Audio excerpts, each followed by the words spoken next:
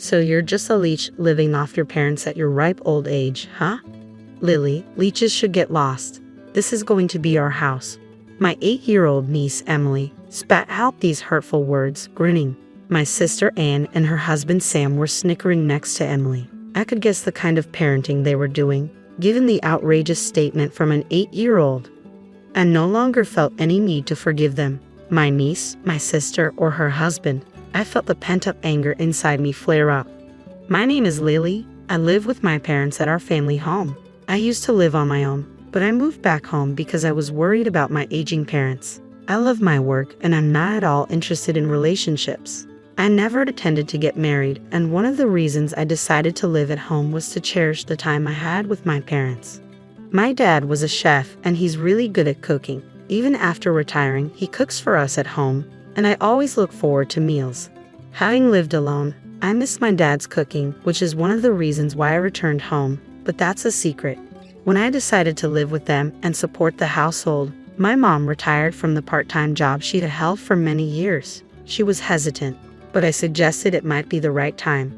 Both my mom and dad had been doing a lot of standing at their jobs and had sometimes thrown out their backs. I convinced them to quit their jobs, telling them there was no need to push themselves since I was supporting the household. I'm a mess outside of work and I'm not good at housekeeping, so I appreciate that my parents are at home doing chores. It's a win-win relationship between my parents and me. Disrupting the stable life are my sister Anne, her husband Sam, and their 8-year-old daughter Emily. Almost every week, they show up at our house uninvited, driving 30 minutes for a free meal. Anne justifies their visits by saying it helps them save on food expenses. Raising the child is costly, and Sam neither denies nor hides this. They would eat the meals my dad cooked as if it was their right and leave without even cleaning up. This routine has become their weekly habit. It might have been tolerable if they just came, ate, and left. But Anne's other behaviors were unacceptable. Every time before leaving, she would scrounge around her house, taking items she thought she could sell on an online flea market app. As a result, I've had to hide my accessories and imported clothes in the back of my closet. On top of that, she rummages through our fridge, taking food without asking. When I confronted her, saying this would be considered theft if she were a stranger, she dismissed me, saying, "You wouldn't understand, Lily. It's tough to run a household when you're married." But Anne isn't the only selfish one. Emily, who takes after her mother, has become increasingly like her as she's grown up.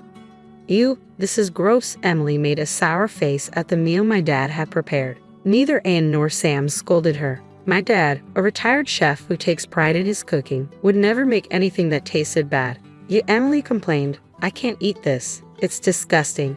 I want cake." When Sam heard Emily's demand for cake, he turned to me and asked, "Do we have any cake? Emily seems to want some." I couldn't help but frown and respond, "Ha." Sensing potential trouble, my father quickly stepped between us, apologetically saying, "Sorry, we didn't prepare any cake. Did you not enjoy today's meal, Emily?"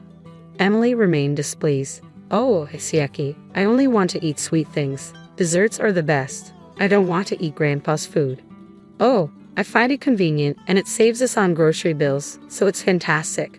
But if Emily says so, we have no choice." "Dad, Mom, please prepare some sweets and cake for Emily next week," Sam said.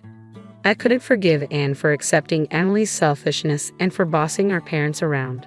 However, if I spoke out now, our already shrinking parents would feel even more troubled. I pitied my parents, unable to complain as Anne's family left as usual after looking through our house.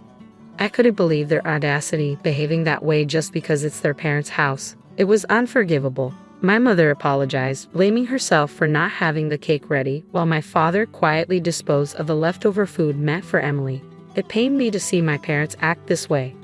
The next week, I debated whether to ask Anne and her family to stop visiting, only to have them show up at our door once again without warning.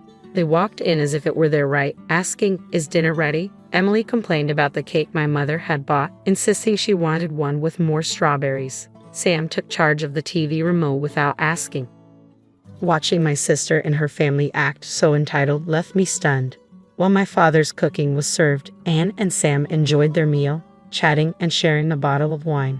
Emily, unhappy with the cake and refusing to eat her dinner, played games on her phone, remarking, "Grandpa and Grandma are really useless." desperate for them to leave, and suddenly chirped, "Oh, by the way, we've decided to move into this house starting next week." Huh. My voice echoed with surprise, and it seemed my parents, equally taken aback, hadn't heard this before. Sam chimed in to support Anne's announcement, saying, "Driving here every week is a hassle. Living together will save on groceries and rent." Struggling to find my voice, I finally objected, "Wait a minute, this is sudden. We don't have enough rooms, and you're planning to live here without contributing financially. That's presumptuous." Anne and Sam's faces twisted at my words, but it was Emily who spoke up first. "Lily is just a leech living off her parents. Leeches should leave. This will be our house," she said smugly, earning stifled laughs from her parents. I couldn't believe an 8-year-old could speak like that. I was stunned that Emily, at such a young age, called me a leech. It seemed clear that Anne and Sam had influenced her to see me in such a negative light. "No, Emily, don't say that. You'll hurt Lily's feelings," Anne interjected, trying to defuse the situation. "I don't want to live with Lily. I want her gone by next week. It's embarrassing to live with a parasite. What if my friends find out?" Emily stared at me disdainfully, with Anne and Sam chuckling beside her. Anger surged through me after enduring their behavior for so long. "All right, I will leave by next week, as you wish," I replied calmly. Anne's family seemed pleased with my answer, laughing as they always did without offering to help clean up.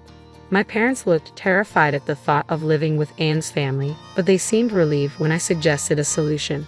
There was so much to organize before Anne's family moved in. With my parents' help, we got everything in order, and it was a great relief.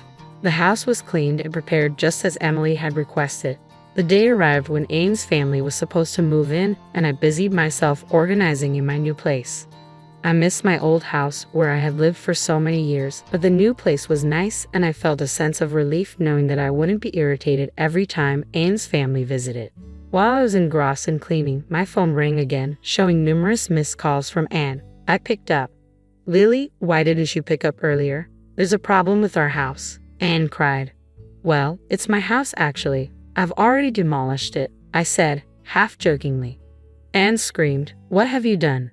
I could only imagine their shock when they arrived to find the house in the midst of demolition. You see, when I had moved back to support my parents, the house was transferred to my name. It was my decision to demolish it. I felt it was better to knock it down than let Anne's family take it over. The house was old anyway, and my parents agreed with my choice. I wanted my parents to enjoy their retirement, so I took care of all their expenses. Emily's comments about me being a parasite were therefore completely misguided. I explained all of this to Anne. "You and Emily have said a lot of hurtful things about me. It's not right to teach your daughter to behave like that. It would be unfortunate if Emily ended up following your example," I told Anne, my voice laced with sarcasm. She appeared more shocked than remorseful. After selfishly criticizing me, she came to me almost in tears, asking, "What should we do? We've already ended our lease and moved out of our previous house. We'll be homeless. Emily is only 8 years old." "Maybe it will teach Emily a lesson about facing challenges," I replied casually, continuing to clean. Anne started crying. "How can you be so heartless?" I thought that should be my question. Who was it that insulted me repeatedly through their words and through their daughter? I asked her. "I'm sorry, I'll make Emily apologize too. Please, just for tonight, let us stay in your new place," Anne begged. "No, I can't do that. Both Mom and Dad are afraid to see you now. Your negativity always upsets them. They love our new home, and I won't let you ruin our happiness. I'm hanging up now. I'm busy," I said firmly, ending the call. Wait, please." Anne was still yelling, but I mercilessly hung up the phone. Afterwards, Anne kept calling numerous times, but I ignored her. It seemed like she also tried to reach out to our parents, but they too ignored her calls. Eventually, the relentless calls stopped. Presumably, Anne and her family managed to find a place to stay. When I wondered where they went, my mother explained the situation to Dad and me a few days later. Apparently, Anne had been sending messages to Mom via text only. It seems she's now staying with Sam's parents. Sam's mom, Anne's mother-in-law, is a very strict woman when it comes to rules and manners. Anne disliked her and appears to be struggling living under the roof of such a stern mother-in-law. Emily, too, who used to be spoiled rotten, seems to be learning a lot from this strict mother-in-law. There's no doubt she would have grown into a terrible adult if she continued her old ways. So, in retrospect, this seems to be a good thing. It may be tough on Emily, but it's unavoidable. I hope she'll manage to become a well-mannered grown-up. It seems Anne and Sam were more broke than we imagined. Sam was a fan of gambling, frequently squandering his money on various bets, and wasn't against gambling and didn't stop him, even enjoying it with him at times. However, they accumulated a substantial amount of debt due to their gambling. In order to repay this debt, it seems that they wanted to live with our parents. I was dumbfounded by how audacious their reason was. Sam ended up returning to his parents' house but reportedly disappeared after a few days. Whether he ran away of his own accord due to being chased by debt collectors or was forcibly taken away to work was unclear. Regardless, since he left a note saying, "I'm leaving home, please don't search for me," the police treated it as a case of him simply leaving home. Anne, without any savings, is now apparently working multiple jobs from dawn to dusk. She's sending daily messages to Mom about her hardships, but it seems Mom has no intention of helping Anne. "We raised her that way, but I think this is a necessary trial for her," Mom said. "For your information, our parents and Sam's parents are on good terms and frequently communicate." When Mom apologized to Sam's mom for the trouble caused by Anne and Emily, Sam's mom energetically responded, "Having these kids who are worth educating has added some spice to my life. I apologize for the trouble my son caused. As an apology, I'll make sure to educate my daughter-in-law and granddaughter well. Anyway, my parents and I are relieved to have cut ties with Anne and her family. We're relishing the fact that we can now spend our days without the constant dread and annoyance." Dad, who had lost some confidence in his cooking after Emily's criticism, is now joyfully showing off his culinary skills. "Thanks to our new house with a spacious kitchen, I've always loved Dad's cooking, and every time I say, 'delicious,' he seems more motivated to cook." Mom, who used to get exhausted every time Anne's family visited and lost the energy to go outside, is now often going out since we moved. She joined a local club and resumed her old hobby of painting. My mom's forte is watercolor painting. She's always joyfully crafting her artwork under the gentle guidance of her teacher. Recently, she's been heading out to the park, sketchbook in hand, to draw various objects and scenes. We're eagerly looking forward to the upcoming exhibition by the art club my mom is a part of, and we plan to attend. My life continues as it always has, busy but enjoyable as I continue doing the work I love. The constant nagging from my sister and her family has finally ceased, reducing my stress levels significantly. It wasn't until I felt this relief that I realized just how much stress they had been causing me. It's refreshing to remember just how bright and cheerful I can be. My parents are aging, but they are enjoying their lives now, which makes me happy. Even if they eventually need care, our home is equipped with accessibility features, making caregiving easier. Lily, thanks to you, we are so happy. We truly appreciate it, my mother often says. My father echoes her sentiments with a warm smile. Indeed, my devotion to my parents was born from a desire not to have regrets when the inevitable separation comes. However, seeing them so pleased is the greatest reward. I want to continue living this slow-paced, warm life and will do what I can to ensure our daily lives remain this way.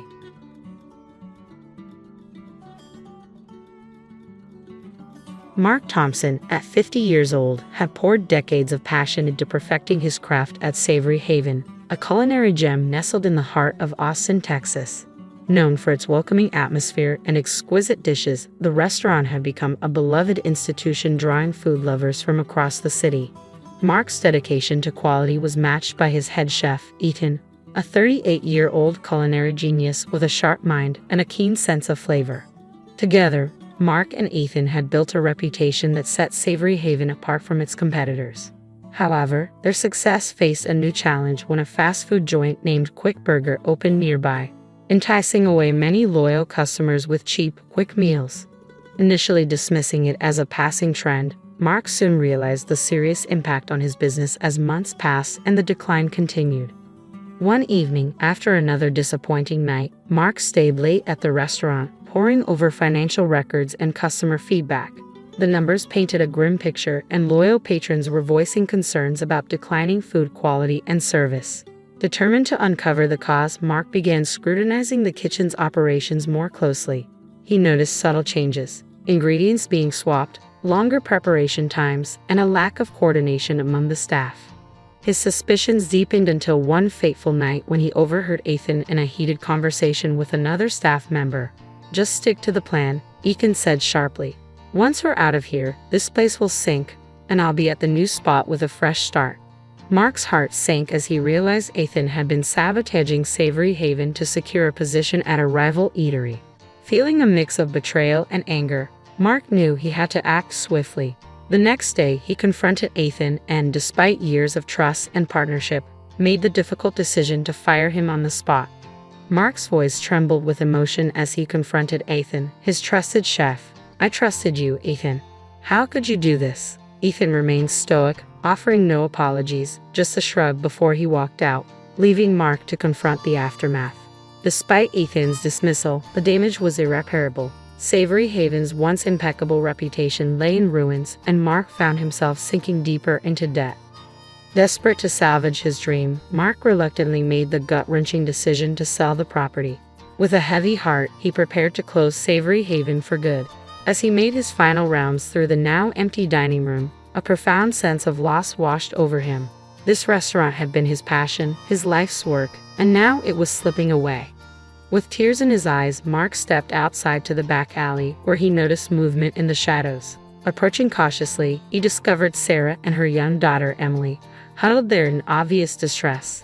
Sarah explained they had been using the alley as a makeshift shelter and relied on the restaurant for food. Now, with Savory Haven closed, they had nowhere else to go. Mark's heart sank as he realized they were homeless. Their plight mirrored his own struggles in a poignant way. Moved by their situation, Mark made a spontaneous decision. "Stay," he told them gently. "You can help me clean up this place in exchange for food and shelter." Sarah hesitated, clutching Emily tightly, overwhelmed by Mark's unexpected generosity. "We don't want to impose," she murmured. "You're not imposing," Mark insisted, his voice soft but resolute. "You and your daughter deserve a safe place to stay, and I could use the help getting this place in order before I'm selling it." Mark's voice trailed off, the weight of his decision still heavy on his mind. Sarah studied him carefully, searching his face for any hint of an ulterior motive. But all she saw was genuine compassion. Slowly she nodded, a tentative smile spreading across her face. "Thank you," she whispered, her eyes glistening with unshed tears. "This means more to us than you know." And so Sarah and Emily made themselves at home in the quiet, empty restaurant, throwing themselves into the task of cleaning and organizing the space. Mark was amazed at their efficiency and care. Over the next few days, he found himself drawn deeper into their world, discovering a glimmer of hope amidst the ruins of his dream. Mark watched in awe as Sarah and Emily breathed new life into Savory Haven. With Sarah's attention to detail and Emily's infectious energy, the once neglected dining room began to regain its former glory. They cleaned every nook and cranny, organized the kitchen, and polished the silverware. Witnessing their dedication, Mark couldn't help but feel a renewed sense of hope. One evening, after a long day of cleaning, Mark sat down with Sarah to share a simple meal she had prepared. The aroma of the food filled the air, reminiscent of better days. "This is delicious," Mark said warmly, taking a bite. "You're a talented cook, Sarah." Sarah blushed, her smile widening. "Thank you. I used to cook a lot before everything happened." Sarah's voice trailed off, a hint of sadness in her eyes. Mark was curious about her story but didn't want to pry. Instead, he shared a bit of his own. "You know, this place was my dream. I spent years building it up, making it what it was. And then Ethan, he betrayed me," Mark confessed. Sarah looked at him with sympathy. "I'm sorry. Betrayal is a hard thing to overcome," she murmured. "My husband John left us one day. He just walked out, leaving me and Emily with nothing. We lost our home, everything. I've been trying to find steady work ever since, but it's been tough." Mark felt a deep sense of empathy for Sarah. They both knew what it was like to have everything ripped away. "I understand," he said quietly, "but you're strong, and you're doing a great job here. I couldn't have asked for better help." As the days turned into weeks, Mark, Sarah, and Emily formed a close bond. They worked together tirelessly, transforming Savory Haven inch by inch. Mark was continually impressed by Sarah's culinary skills. She had an innate talent for combining flavors and creating mouth-watering dishes. One day, as Mark watched Sarah prepare a meal, he had an idea. "Sarah, how would you feel about becoming the head chef here when we reopen?" he asked earnestly. Sarah was taken aback. Me, a head chef, Mark? I don't know what to say. I've never worked in a professional kitchen before. But you're talented and you care about this place. I think we can bring Savory Haven back to life together, Mark said with conviction. Please think about it. Sarah hesitated, but the hope in her eyes was unmistakable. I'll think about it, Mark. Thank you for believing in me. With renewed purpose, they continued their work. Mark reached out to potential investors, knowing he needed financial backing to fully restore the restaurant and attract customers again. Finally, the day arrived when the prospective investors were scheduled to visit. Mark was a bundle of nerves but also excited. This was their chance to save Savory Haven. As the investors arrived, Mark and Sarah welcomed them warmly. They showcased the newly renovated dining area, highlighting the changes they had made. The investors seemed impressed, but the true test would be Sarah's cooking. Mark watched anxiously as the investors sampled Sarah's dishes. He could see their expressions shift from skepticism to delight. Michael Carter, a well-respected businessman, was particularly enthusiastic. "This food is incredible," he exclaimed. "The flavors, the presentation, everything is top-notch." Just as Mark began to feel optimistic, the door opened, and in walked John, Sarah's ex-husband. He immediately recognized Sarah and Emily, his face contorting with a mixture of shock and rage. "What the hell is going on here?" John bellowed. "Sarah, get over here with Emily right now." Sarah froze, her body going rigid with fear. Emily clung tightly to her mother, eyes wide with terror. Mark quickly stepped in, positioning himself between John and Sarah. "I'm going to have to ask you to leave," Mark said firmly. "This is my restaurant, and I won't tolerate any kind of abuse or harassment." John sneered. "Oh, I'm not going anywhere. In fact, I'm about to make you an offer you can't refuse. This place is a gold mine, and I want in." Mark felt his blood boil. "I think you're forgetting something," he said through gritted teeth. "This is my restaurant, and I don't take kindly to people who threaten my staff." John laughed harshly. "Your staff? That woman over there is my wife, and that little girl is my daughter. I have every right to be here." Before Mark could respond, Michael Carter stepped forward. "Well, Mr. Thompson," he said calmly, "it seems you have quite a situation on your hands. But I believe in what you're doing here. I'd be honored to invest in Savory Haven on one condition." Mark felt a glimmer of hope, and what would that be? Michael smiled warmly at Sarah and Emily. "I want Sarah and Emily to remain a part of the team. Their contribution to this restaurant is undeniable, and I won't have it any other way." Mark nodded firmly. "Done. Thank you, Mr. Carter. This means the world to us." John's face twisted with anger, but he knew he was defeated. Cursing under his breath, he stormed out of the restaurant, his dreams of exploiting its success crumbling around him. As the investors finalized their agreement with Mark, he felt a surge of relief and gratitude. Savory Haven had a future once more, thanks to the unexpected alliance with Sarah and Emily. With the investment secured, Mark, Sarah, and Emily plunged into the task of fully restoring the restaurant. The transformation was stunning. The dining area was renovated with warm, inviting colors and elegant furnishings that created a cozy yet sophisticated atmosphere. However, the true showpiece was the kitchen, a state-of-the-art facility designed to accommodate Sarah's culinary magic. As they worked together, Mark and Sarah grew closer. Their shared experiences and mutual respect blossomed into a deep friendship. Emily, with her boundless energy and infectious laughter, brought a sense of joy and family to the restaurant. It was a time of hard work but also of healing and renewal for all of them. Mark was continually amazed by Sarah's culinary skills. Her creativity and passion for food were evident in every dish she prepared. One afternoon, as they were finalizing the new menu, Mark turned to Sarah. "You know, Sarah, I've tasted food from some of the best chefs in the world, but nothing compares to your cooking. I'm truly lucky to have you here," Mark said sincerely. Sarah blushed and smiled gratefully. "Thank you, Mark. That means a lot to me. I never imagined I'd have this opportunity again." Mark nodded, a serious look crossing his face. "And I never imagined finding someone who could save this place. We're a team now, and together, I know we can make Savory Haven better than ever." Finally, reopening day arrived, and the restaurant was packed with eager diners. Word had spread about the new and improved Savory Haven, and anticipation filled the air. Mark and Sarah were both nervous and excited, hoping their hard work would pay off. As the evening progressed, it became clear that their efforts had not been in vain. The diners were delighted with the food, praising the flavors and presentation. The atmosphere buzzed with excitement, and for the first time in a long while, Mark felt a sense of pride and accomplishment. Amid the bustling activity, Mark couldn't help stealing glances at Sarah. She moved through the kitchen with grace and confidence, directing her team of chefs with precision. The energy in the kitchen was palpable, and the aromas wafting into the dining room made even the most discerning foodie's mouths water. Towards the end of the night, after the last dish had been served and the last patron had left, Mark found Sarah sitting at a table in the now empty dining room. Her eyes shone with a mixture of exhaustion and pride. "Sarah," Mark said softly, sitting down across from her, "I don't know how to thank you for what you've done. This place is alive again, and it's all because of you." Sarah looked up at him, her eyes glistening with emotion. "I couldn't have done it without you, Mark. You gave me a chance when no one else would. You believed in me even when I didn't believe in myself," Sarah said earnestly.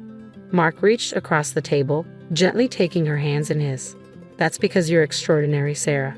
From the moment I met you at Emily in that alley, I knew there was something special about you. And now, seeing you in action, leading this kitchen with such passion and skill." He paused, taking a deep breath. "I don't want to lose you, Sarah. Not again." Sarah's breath caught in her throat as she realized the implication of his words. "Mark, what are you saying?" she asked, her voice barely above a whisper. In response, Mark dropped to one knee, never breaking eye contact with her. "Sarah, will you marry me?" For a moment, time seemed to stand still. Sarah stared at him, her eyes wide with disbelief, her heart pounding in her chest. She had never dared to dream that her life could take such an unexpected turn, that the man who had saved her and her daughter from despair would now be offering her his heart. Tears welled up in Sarah's eyes as she nodded, a radiant smile spreading across her face. "Yes," she breathed, her voice thick with emotion. "Yes, Mark. I will marry you," Sarah said, her voice filled with joy and relief. Mark let out a breath he didn't realize he'd been holding and rose to his feet in one fluid motion. He swept Sarah into his arms and twirled her around the empty dining room, their laughter echoing through the space like a joyful symphony that seemed to breathe new life into the very walls of Savory Haven.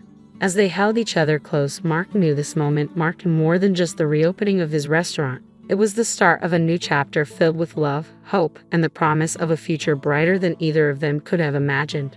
3 months later, Savory Haven was thriving. The restaurant's new look, combined with Sarah's exceptional culinary skills, had restored its former glory and more. Word of mouth spread quickly, and soon they had a waiting list of patrons eager to experience the magic of Savory Haven. Mark and Sarah settled into a comfortable routine, balancing the demands of the restaurant with their growing relationship.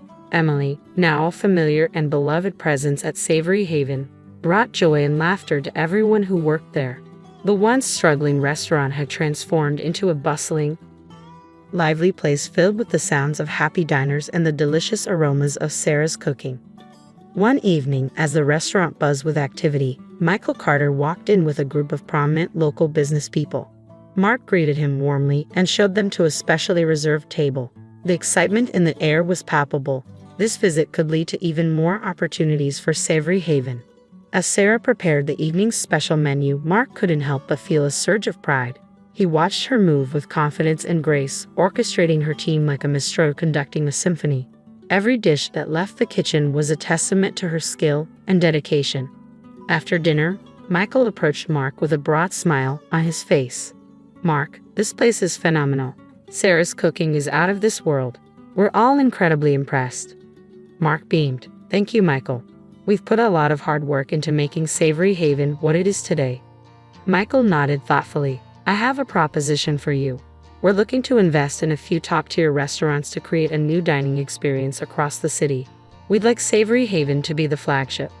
Mark's eyes widened in surprise. "That's an incredible offer, Michael. I'd need to discuss it with Sarah, of course, but it sounds like a fantastic opportunity." Michael smiled.